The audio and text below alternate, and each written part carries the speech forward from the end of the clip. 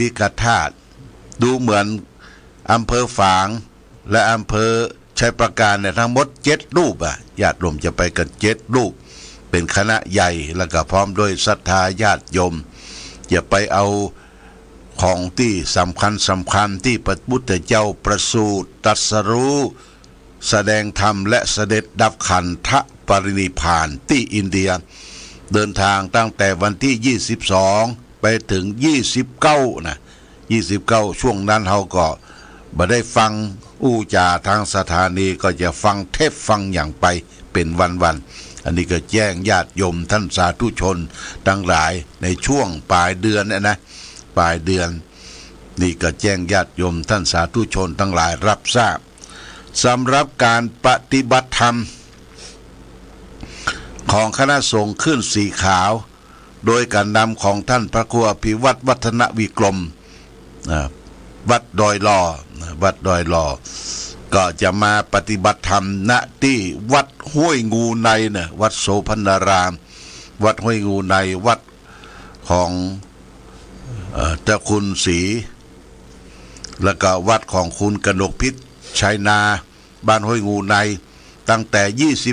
28 29 30นะ30ปลายเดือน31เนี่ยจะอยู่3 วัน 3 คืนก็จะมีโอกาสได้ไปฟังเทศน์ฟังธรรมจากคณะสงฆ์วิทยากรจากคลื่นสีขาวแล้วก็เปิ้นวันคืนสุดท้ายนี่เปิ้นก็จะได้ทอดผ้าป่าสามัคคีเพื่อจะหาทุนสมทบสร้างเจดีย์ของวัดห้วยงูในเจดีย์เนี่ยมันมีอยู่แล้วญาติโยมเปิ้นจะทำพอกคือเป็นเจดีย์ใหม่ขึ้นมาใหญ่กว่าเก่ากว่าเดิมให้มีรูปลักษณ์ที่สวยจดงดงามเพราะฉะนั้นถ้ามันพร้อมมาใดเบิ้ลก็จะประชาสัมพันธ์บอกข่าวกล่าวเตือนอาจจะมีบัตรมีซองมาแจกคือญาติโยมท่านสาธุชนทั้งหลายคณะขึ้นสีขาวเด้อหลายตนหลายองค์ท่านพระครูอภิวัตรตุลุงยองท่านมหาสมชาติเพื่อก็จะมากันหมดนะมาที่วัดห้วยงูในปลายเดือนมกราคมเนี่ยญาติโยมนะแต่หลวงพ่อจะได้มาถึงกับวันที่30วันที่29 30ก็จะได้ไปร่วมในวันสุดท้ายอันนี้ก็แจ้งกำหนดการงานเดินทางการปฏิบัติธรรมที่ชมรมของคณะสงฆ์ขึ้นสีขาวจะมาปฏิบัติธรรมที่วัดห้วยงูในหลวงปู่ดอยก็จะมาภัยก็จะมาเนื่อมาร่วมกันฉะนั้นก็แจ้งข่าวบุญกล่าวกุศลให้ญาติโยมท่านสาธุชนทั้งหลายได้รับทราบหลวงพ่อก็จะมาร่วมในวันที่30นะเพราะได้ไปอินเดียไปอาราธนาพระบรมสารีริกธาตุและก็ดิน4 ตำบลเนี่ยจะเอามาประกอบพิธียกพระเจ้าหลวงพระเจ้านอนของเฮาเนี่ยไปตั้งแล้วก็จะบรรจุวางศิลาฤกษ์สร้างเจดีย์การที่จะยกพระเจ้าหลวงไปตั้งนี่เดือนกุมภาพันธ์เดือนมีนาเลยญาติโยมเดือนมีนาประชาสัมพันธ์กันไว้ณที่พุทธมณฑลวันที่5 มีนาคมญาติโยมวันที่5 มีนาคมวันที่5 มีนาคมตรงกับวันพุธเดือน6เหนือขึ้น7 ค่ำนี่เป็นวันฤกษ์งามยามดีวันพุธวัน5เหนือขึ้น7 ค่ำวันเก้ากองถือว่าเป็นวันดีวันนั้นก็จะได้ยกองค์พระไปประดิษฐานที่พุทธมณฑลจังหวัดเชียงใหม่ก็ประชาสัมพันธ์หรือญาติโยมใครจะไปก็เกียมเมารถเมารางกันไว้เขาจะได้ไปยกหลวงพ่อใหญ่ที่หลังจากที่เขาได้เททองหล่อตรงเสียนหลวงพ่อสุขสงบเย็นหลวงพ่อปรินิพพานเนี่ยสุขสงบเย็นเพิ่นเอาไปต่อที่โรงงานที่สันกำแพงโรงงานบ้านแม่ภูคาเหนือกุลวัฒนาคุณสลาป้อมนี่เพิ่นจะได้นำไปละจะแล้วเสร็จบอกว่า แต่ว่าก็โทรศัพท์ไปหาช่างใหญ่คือท่านสลาป้อมบอกว่าแล้วหลวงพ่อแล้วเหรอวันที่5 เดือนมีนาเฮาก็จะได้ไปร่วมกันเนอะไปร่วมกันบอกกันต่อไปแบบจองรถตู้รถยังไว้เหียไปเฮาจะได้ไปพอว่าพุทธมณฑลจังหวัดเชียงใหม่มีอย่างพ้องบัดนี้เปิ้นสร้างไว้4 ตำบลประสูติตำบลตรัสรู้ธรรมตำบลแสดงธรรมและตำบลเสด็จดับขันธปรินิพพานเนี่ยเป็นตำบลที่อำเภอฝางอำเภอแม่อายและอำเภอชัยปราการร่วมด้วยช่วยกันเป็นเจ้าภาพเจ้าศรัทธาแต่ว่าก็ไปอู้กันเชิญชวนกันไปวันที่5เนี่ยญาติโยมวันที่5 เดือนมีนาคมก็ข้าง2 เดือนปลายอยู่เราก็เตรียมการกันไว้อันนี้ก็แจ้งญาติโยมท่านสาธุชนทั้งหลายได้รับทราบมาณโอกาสนี้วันนี้ได้มาพบญาติโยมท่านสาธุชนทั้งหลายก็จะได้นำสาระธรรมะที่เป็นคุณธรรมเป็นสิ่งที่ประเสริฐมามาจามาฝากเป็นข้อคิดคือแก่ญาติโยมท่านสาธุชนทั้งหลายวันนี้จะเอาเรื่องที่สำคัญมามาจาเรื่องของบุญที่จะเกิดขึ้นกับเราและท่านทั้งหลายนะเรียกว่ากุศลนะบุญกับกุศลนี่มันใกล้กันกุศลกรรมบท10 ประการนะจัดเป็นกายกรรม3วจีกรรม4มโนกรรม3ที่เฮาจังปอนกันนะญาติโยมกุศลคือการสร้างคุณงามความดีกุศลกรรมบทเป็นหนทางเป็นการครองนำบุคคลผู้ประพฤติไปสู่สุขตินะมีชีวิตอยู่ในโลกนี้ด้วยความรับผลชั่วต่างๆเสื่อมลาภเสื่อมยศนี่อกุศลกรรมบท10นี่เฮาก็จะต้องมาศึกษารักษาไว้ในใจกุศลกรรมบท10ส่วนตั้งกายเฮาจะประพฤติตั้งกายนะกายกรรม3มีอย่างพ้อง1ปานาติปาตาเวรมณีเวจากทำชีวิตสัตว์ให้ตกล่วง2อทินนาทานาเวรมณีเว้นจากถือเอาสิ่งของที่เจ้าของไม่ได้ให้ด้วยอาการแห่งขโมย3กาเมสุมิจฉาจาราเวรมณีเว้นจากการประพฤติผิดจัดเป็นประพฤติผิดในกามนะนี่จัดเป็นกายกรรม3วจีกรรม4วจีกรรม4จัดเป็นกรรมที่เราจะต้องมาประพฤติปฏิบัติทางวาจา4มุสาวาทาเวรมีเว้นจากการพูดเท็จ5ปิสุณวาจาเวรมณีเว้นจากการพูดส่อเสียด6พรุสวาจายะเวรมณีเว้นจากการพูดคำหยาบ7สัมมัปปราปาเวรมณีเว้นจากการพูดเพ้อเจ้อนี่จัดเป็นวจี4มโน3มโนใจทางจิตใจต้องมาประพฤติปฏิบัติก็คือ1อนัพิชาไม่โลภอยากได้ของเขา9พยาบาทไม่พยาบาทปองร้ายเขา10สัมมาทิฏฐิเห็นชอบตามคำนองครองธรรมกรรม10 ประการเนี่ยเป็นทางบุญควรดำเนินนะญาติโยมกุศลกรรมบทเนี่ยตรงกันข้ามกับอกุศลกรรมบทคือดำเนินในสิ่งที่ดีคือเว้นเวรมณีเว้นนะเขาก็จะมาอธิบายญาติโยมท่านทั้งหลายฟังว่า1ปานาติปาตาเวรเว้นจากการทำชีวิตสัตว์ให้ตกล่วงคือมีจิตเมตตาต่อสรรพสัตว์ทั้งหลายที่อยู่ร่วมโลก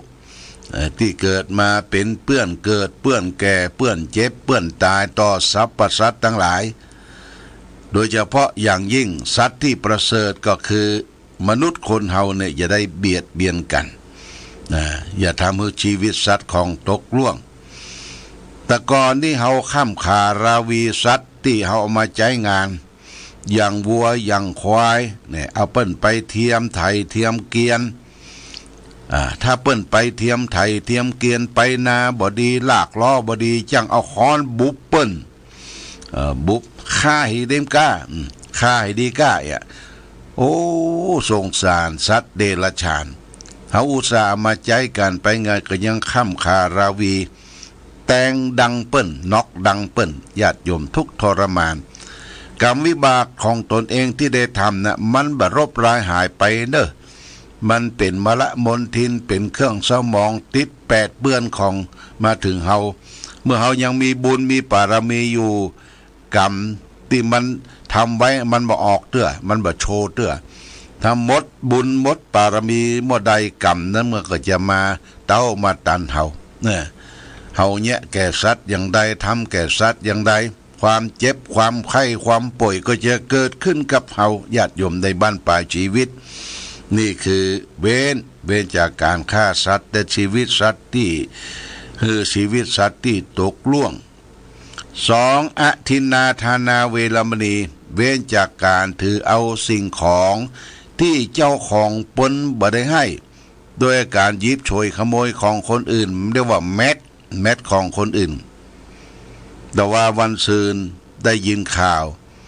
ว่ามีคนลักไปลักเกิบลักรองเท้าเปิ้นทีนี้รองเท้าเปิ้นไปทำบุญที่วัดประชุมใหญ่ๆรองเท้านี่จัดแปลงเลยญาติโยมกู้หนึ่งมีหั่นมันลักไป30,000 บาทว่ะขอละ15,000ขอละ15,000 30,000 บาทเปิ้นมีวงจรพิษลงวงจรถ่ายเอาพิษเปิ้นจำได้ว่าโอ้คนนี้มันมาลักรองเท้าเปิ้นก็ดำไปมันอยู่ที่ไหนไปตรวจพบว่าโอ้ในห้องมีรองเท้าเป็น50-60 คู่มันนิสัยมันผิดนิสัยมันติดเป็นนิสัยไปไหนไปยิบไปช่วยไปขโมยของคนอื่นมือสาวได้สาวเอามือบ่เป็นปกติญาติโยมไปที่ไหนบ่ได้ยังก็เอายังคนนิสัยขี้ลักขี้ละโมบเอาของคนอื่นเขาถือเอาสิ่งของคนอื่นเขาบ่ได้เปิ้นบ่ได้อนุญาตปงปั่นเนี่ยอาทินนาธนาเวรมณีการกระทำชั่วทางกายถือเอาสิ่งของที่เจ้าของบ่ได้ให้ด้วยการขโมยยิบฉวยนี่พระพุทธเจ้าก็คือเว้น3กาเมสุมิจฉาจาราเวรมณีเว้นจากการประพฤติผิดในกาม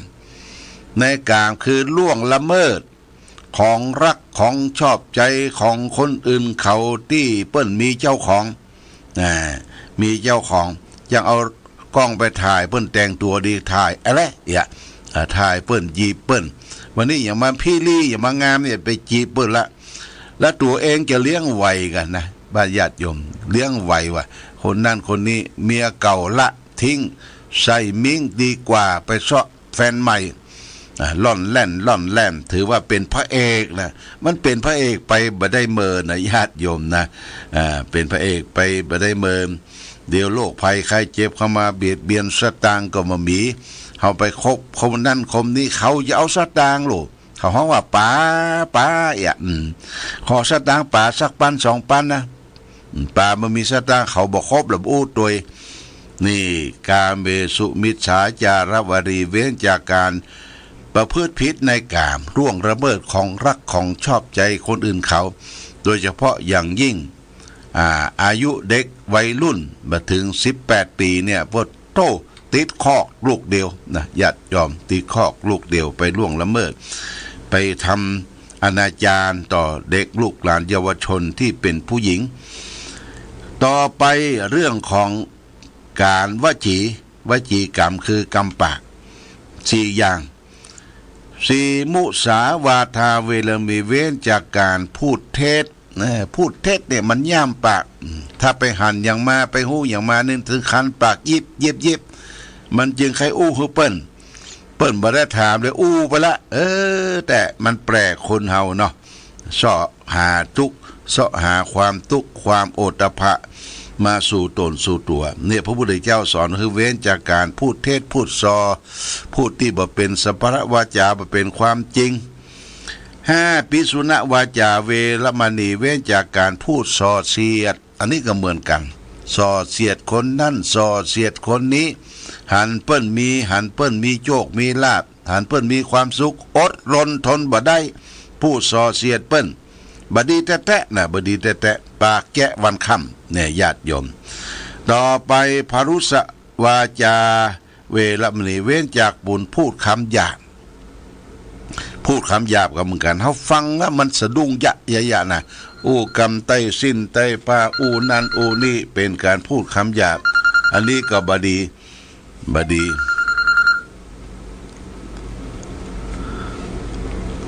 โลยังฮะโอ้โมทนาเนอะโมทนาสาธุโอเควิยังโมทนาเนอะพ่อบุญธรรมเนอะบุญธรรมวัดดีเดี๋ยววัดดีป่อบุญธรรมบ้านปงหนองเวียงป่าเป้าโทรศัพท์มาว่าหลวงพ่อจะส่งของมาสวัสดีปีใหม่ว่าของกินของใจเพิ่นจะส่งมาวันนี้จะถึงวันเนี้ยอิโลโมทนาสาธุโดยพรุสวาจายะเวรมณีเว้นจากการพูดคำหยาบพระพุทธเจ้าสอนว่าจะไปอู้กรรมชกปกสกเปตลามกไตสิ้นไตผ้าคิงหาบาไอที่เขาได้ยินเสียงคนเฒ่าอู้กับเราน่ะมึงลูกไผคิงลูกไผนะว่ามันเป็นกรรมหยาบมันเป็นละออนได้ฟังแล้วบ่ม่วนอกบ่ม่วนใจเฮาได้ฟังก็บ่ม่วนอกม่วนใจอย่าเป็นกรรมหยาบไม่ใช่กรรมละเอียดนะญาติโยมเป็นกรรมฟังแล้วก็บ่ม่วนหูต่อไป7สัพพพราปาเวรมณีเว้นจากการพูดเพ้อเจ้อพูดเพ้อเจ้อนี่ก็อู้ไปเลยมันมีไผสักคนอู้อ้ามเดี๋ยวก็ขึ้นตัวเก่าลาบาลาก็เอาบกอกวัดหัวตัวเก่าเนี่ยพูดเพ้อเจ้อเรียวไรไร้สติขาดสตินะขาดสติขาดความรึกได้ขาดสัมปชัญญะคือความรู้ตัวนี่เว้นจากการพูดเพ้อเจ้อต่อไปเรื่องของจิตใจจิตจัดเป็นมโนกรรม3เนี่ยมโนกรรม3อนัพิชาไม่คิดไม่โลภอยากได้ของเขาอนัพิชาเนี่ยไม่โลภอยากได้ของคนอื่นจิตใจนี่อย่าไปโลภไปอำของคนอื่นเขาของไผของมันหิหาของไผของมันไว้นี่พุทธเจ้าสอนว่าจะไปโลภของคนอื่นจะไปคิดก็บ่ได้9อพยาบาทไม่พยาบาทปองร้ายเขาพยาบาทปองร้ายคนนั้นคนนี้เกลียดจังคนนั้นคนนี้บ่ถูกหูบ่ถูกตาเปิ้นจวนไปวัดไปวาไปกินไปตาไปขี้ค้านหันหน้าไอ้นั่นอีนี่ว่าโอ้พยาบาทเนี่ยมันมีพยาบาทอยู่ในจิตในใจเนี่ยโอ้บดีจิตใจกีดก้อมจิตใจกีดก้อมจิตใจคิดพยาบาทปองร้ายคนอื่นเขานี่ก็เป็นสิ่งที่ผิดทางวาจา10สัมมาทิฏฐิเห็นชอบไปตามทำลองครองธรรมนี่เรื่องของกุศลคือทำอย่างให้มีสัมมาทิฏฐิคือเห็นชอบทำดีย่อมได้ดีทำชั่วย่อมได้ชั่วบางคนก็บอกว่าทำดีได้ดีมีที่ไหนทำชั่วได้ดีมีถมไปเขาเอาความดีทำความชั่วน่ะเป็นการได้เงินได้ทองมาทางที่ผิดมีรถโอรานมีรถหรูมีบ้านช่องใหญ่โตโอรานเขาเข้าใจว่าเปิ้นทำชั่วเปิ้นอย่างได้ดีอย่าไปถือเอาเงินทองตั้งหลายที่ได้มาเนี่ยได้ดีนะมันบ่ถูกต้องญาติโยมนะเงินทองทรัพย์สิ่งของที่ได้มาทางผิดนะมันเฮาได้มาผิดมันก็เสียกล่อนไปได้ง่ายสู้ที่เฮาหิหามาโดยลำแข้งลำขาของตนเองเก็บหอมรอมริดเตื้อเล็กเตื้อน้อยภูมิใจได้ดีตั้งจิตตั้งใจอันนี้เป็นสิ่งประการสำคัญฝากไว้คือว่าสัมมาทิฏฐิเนี่ย มันจะต้องทำทุกเมื่อเชื่อยามสัมมาทิฏฐิความเห็นที่ถูกต้องนี่เป็นสิ่งสำคัญในมรรคมีองค์8นะมรรคมีองค์8ประการเนี่ยเพราะว่าสัมมาทิฏฐิเนี่ยคือปัญญาเห็นชอบคือเห็นอริยสัจสี่คือเห็นทุกข์เห็นทุกข์เกิดเห็นความดับทุกข์และเห็นข้อปฏิบัติถึงความดับทุกข์เป็นข้อต้นของมรรคมีองค์8เนี่ยสัมมานี่คือถูกต้อง2สัมมาสังกัปปะดำริชอบคือดำริจะออกจากกาม1ดำริไม่พยาบาทคนอื่น1ดำริไม่เบียดเบียนไผ่1อันนี้3สัมมาวาจาเจรจาชอบคือเว้นจากวจีทุจริต4ไม่พูดเท็จพูดส่อเสียดพูดคำหยาบพูดเพ้อเจ้อ4สัมมากัมมันตะทำการงานชอบคือเว้นจากกายทุจริต3กายทุจริต3บ่ฆ่าสัตว์บ่ลักทรัพย์บ่ประพฤติผิดในกาม5สัมมาอาชีวะเลี้ยงชีวิตชอบคือเว้นจาก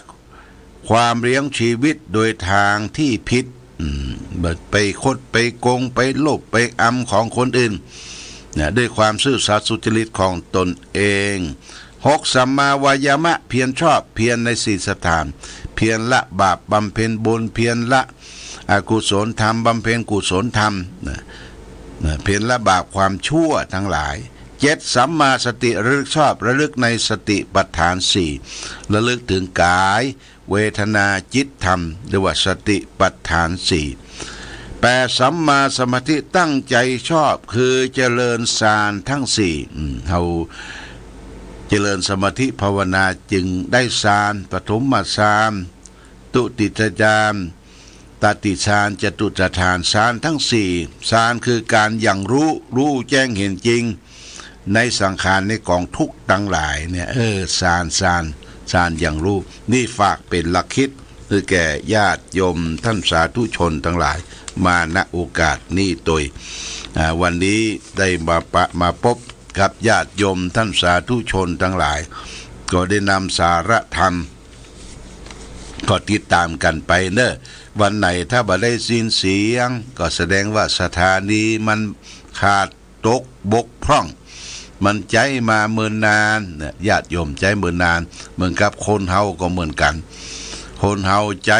ตาหูจมูกลิ้นกายใจสรีระร่างกายเฮาใจเบินนานมันก็ขาดตกบกพร่องมันเกิดขึ้นตั้งอยู่และก็ดับไปเป็นอนิจจังทุกขังอนัตตาบ่มีอย่างที่จะจีรังยั่งยืนแน่แท้แน่นอนนะญาติโยมบ่มีอย่างที่จะคงทนถาวรอยู่ได้มันนึกถึงตัวเองตัวเก่าก็เช่นเดียวกันแต่ก่อนเฮาเป็นหนุ่มเป็นสาวเป็นบ่าวเป็นเตียวเนี่ยอย่างรูปลับจะลุกจะนั่งก็โอ้สนุกสบายบ่ต้องเต้าแขนเต้ามือบัดนี้บ่ได้แล้วโอ้ยจะลุกจะนั่งแตบก็บ่แค่ได้ต้องมีเก้าอี้นั่งจะเดินจะเหินจะห่างจ้องใจไม่เต้าตอกแตกไปใจไม่เต้าขาเดียวใจไม่เต้า3ขาใจวอล์กเกอร์ว่าญาติโยมโอ้มันเปลี่ยนแปลงนะชีวิตเฮาเนี่ยจะให้มันคงทนถาวรให้โปร่งเนอะญาติโยมโปร่งตกทุกสิ่งทุกอย่างมันบ่ได้ดูทะดังใจมันบ่ได้ฟังดังใจมันบ่ได้ชอบด้วยทางดังใจให้โปร่งตกคำว่าโปร่งคือการปล่อยการวางอย่าไปให้มันแบกหนักเป็นภาระอย่างเอานึ่งข้าวเป่าไฟเฮาแกงอาหารการกินเนี่ยพอมันสุกดีแล้วเขาก็ปร่งละปร่งตกออกมาปร่งลงมาให้มันเย็นแล้วก็ได้ทำเป็นสำรับกับข้าวถ้าไปยืดปล่อยให้มันตั้งอยู่หม้อแกงตลอดเนี่ยมันจะไหม้ก้นหม้อแกงและอาหารการกินเฮาก็มันจะกินบ่ได้ใจบ่ได้ชีวิตเฮาก็เหมือนกันจะไปยึดนั่นลูกเฮานั่นครอบครัวเฮานั่นหลานเฮานั่นตัวเฮาจะให้มันอยู่อย่างเก่าอย่างเดิมต้องโปร่งตกญาติโยมถ้าโปร่งตกเนี่ยเฮาก็จะบ่ยึดบ่ถือจิตใจเฮาสบายไปสบายมาสบายเกิดมาสบายอยู่สบายแล้วก็ลาโลกจากโลกนี้ไปก็สบายตัวเนี้ยคือพระพุทธเจ้าสอนให้เฮาดำเนินชีวิตไปถึงสวรรค์และสูงสุดคือนิพพาน นิพพานเนี่ยบ่เวียนว่ายตายเกิดบ่สู่โลกนี้พบนี้แห่งต่อไปเฮาบ่เวียนว่ายตายเกิดและสุขสงบเย็นอยู่ที่นิพพานอย่างนี้เป็นต้นนี่ฝากไว้ญาติโยมท่านสาธุชนทั้งหลายต้องปลงตกเนี่ยอย่างให้ปลงปล่อยวางพ่องอย่าไปยึดว่าอันนั้นของเฮานี่ของเฮานี่บ้านของเฮานี่รถของเฮานี่ลูกของเฮาหลานของเฮาเฮายึดของเฮาเนี่ยมันเป็นภาระเวลาอย่างมีเกิดขึ้นเนี่ยทุกอกทุกใจให้หอนวอนทุกญาติโยมนี่ฝากไว้เอาละวันนี้หลายการธรรมะประทีปส่องต่างได้มาพบญาติโยมท่านสาธุชนทั้งหลายก็พอสมควรแก่กาลเวลาขอความผาสุขความมีธรรมจงมีแก่ศรัทธาสาธุชนญาติโยมทุกท่านรายการธรรมะประทีปส่องต่างต้องขอลาก่อนขอผู้ฟังจงตั้งมั่นจิตหันษาด้วยธรรมะขององค์พระพุทธาได้นำพาให้เกิดความสุขสงบเย็นขอเจริญพร